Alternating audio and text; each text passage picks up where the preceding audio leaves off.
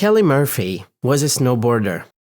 She didn't realize one day while she was snowboarding that there was a bear running after her, looking for food. When she was snowboarding down the hill, the bear ran after her. She didn't know that the bear was running after her. The bear represents in this story the fear that some of us have. Fear can be paralyzing.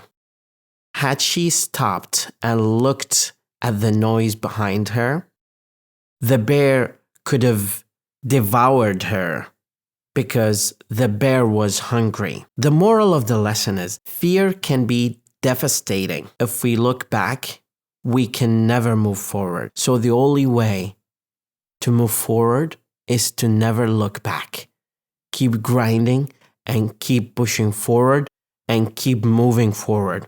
If you only look back for 1 second, that fear that you have deep inside you for anything in your life can get you to a point that it will paralyze you and it will not make you move forward in your life. Be optimistic. Try to cheer up and chin up and move forward and never look back. That is the only way that you can be successful. Thank you very much.